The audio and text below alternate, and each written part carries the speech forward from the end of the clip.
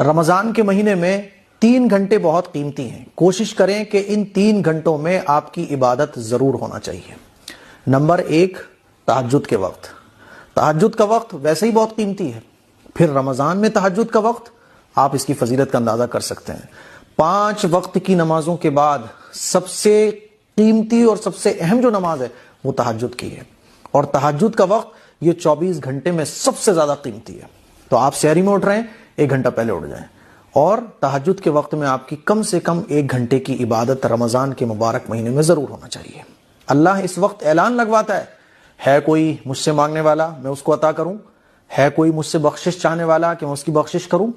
آپ کسی پریشانی میں مبتلا ہو، رشتے نہیں ہو رہے، کاروبار نہیں چل رہے، تہجد کے وقت اٹھ کر 1 گھنٹہ عبادت کرو، دعاؤں میں گزارو، اللہ کی یاد میں لگاؤ، اللہ سے اپنی دل کی باتیں شیئر کرو. دوسرا گھنٹہ جو ہے وہ ہے فجر کی نماز کے بعد کا. عام طور پر لوگ کیا کرتے ہیں، فجر کی نماز کے بعد سو جاتے ہیں، لیکن آپ کو پتہ نہیں ہے کہ فجر کی نماز کے بعد سے لے کر سورج کے طلوع ہونے تک کا جو وقت ہے یہ بہت قیمتی ہے. اللہ کے نبی صلی اللہ علیہ وسلم کے بارے میں آتا ہے کہ حضور فجر کی نماز پڑھنے کے بعد اپنے مصلی پر بیٹھے رہتے تھے اور ذکر و اذکار میں مشغول رہتے تھے یہاں تک کہ سورج طلوع ہو جاتا تھا، اور جب سورج طلوع ہوتا تھا تو حضور علیہ الصلوۃ والسلام اشراق کی نماز پڑھا کرتے تھے. تو کوشش یہ کریں کہ فجر کی نماز پڑھنے کے بعد ڈائریکٹ مت سوئیے، تھوڑی سی ہمت رکھیے، 1 گھنٹہ عبادت میں لگائیے، اشراق پڑھ کے سوئیے. اشراق پڑھنے کا ثواب 1 حج اور 1 عمرے کے برابر. آپ اشراق کی نماز پڑھو گے، حج عمرے کا ثواب آپ کو مل جائے گا.